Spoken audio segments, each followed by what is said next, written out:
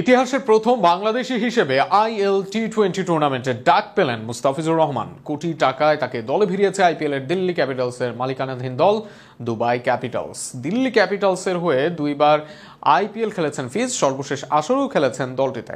অন্যদিকে এই একই ফ্র্যাঞ্চাইজির হয়ে গ্লোবাল সুপার লিগ খেলেছেন সাকিব আল হাসান। তবে এবার আইএল টি-20 লিগের মতো আসরে ফিজের সুযোগ পাওয়ার গল্পটা আরও রোমাঞ্চকর। বিস্তারিত থাকছে প্রতিবেদনে।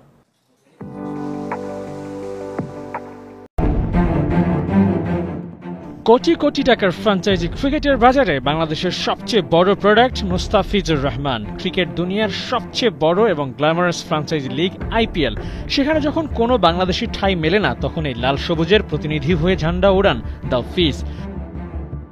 শুধু আইপিএল কেন, এলপিএল, পিএসএল আর সবশেষ আইএল টি-20 মুস্তাফিজ আছেন সম্ভাব্য সব জায়গায়। টি-20 লিগগুলোতে যেন বাংলাদেশের অন্যতম প্রতিনিধি এই কাটার মাস্টার।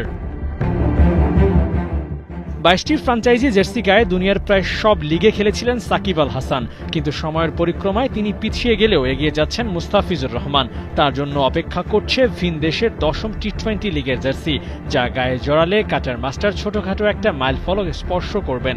সাকিব আল হাসানের পর বাংলাদেশ থেকে দ্বিতীয় ক্রিকেটার হিসেবে ফ্র্যাঞ্চাইজ দুনিয়ায় 10টি জার্সি গায়ে জড়াবেন দ্য ফিজ।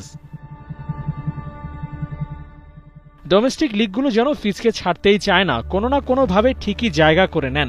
সবশেষ আইপিএলে মুস্তাফিজ যখন নিলাম থেকে দল পেলেন না, তখন মিচেল স্টার্কের বদলি হিসেবে তাকে ঠিকই ডেকে পাঠিয়েছিল দিল্লি ক্যাপিটালস।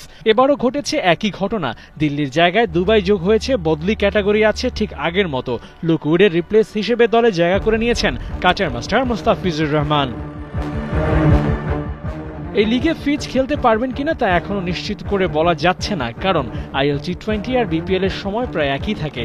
যেহেতু বিপিএল এর ফিক্সচার এখনো নিশ্চিত হয়নি, তাই খেলা নিয়ে তৈরি হয়েছে ধোঁয়াশা। যদি খেলেন তাহলে এই মুস্তাফিজ অভিষেক করবেন আইএল টি-20 লিগে। সম্ভাবনা আর বাস্তবতার সাথে মিলবে কিনা তা সময় হলেই দেখা যাবে। কোটি কোটি টাকার ফ্র্যাঞ্চাইজি ক্রিকেটের বাজারে বাংলাদেশের সবচেয়ে বড় প্রোডাক্ট মুস্তাফিজুর রহমান। ক্রিকেট দুনিয়ার সবচেয়ে বড় এবং গ্ল্যামারাস ফ্র্যাঞ্চাইজি লিগ আইপিএল, সেখানে যখন কোনো বাংলাদেশি ঠাঁই মেলে না, তখন এই লাল সবুজের প্রতিনিধি হয়ে ঝান্ডা ওড়ান দ্য ফিজ। শুধু আইপিএল কেন, এলপিএল, পিএসএল আর সবশেষ আইএল টি-20 মুস্তাফিজ আছেন সম্ভাব্য সব জায়গায়। টি-20 লিগগুলোতে যেন বাংলাদেশের অন্যতম প্রতিনিধি এই কাটার মাস্টার।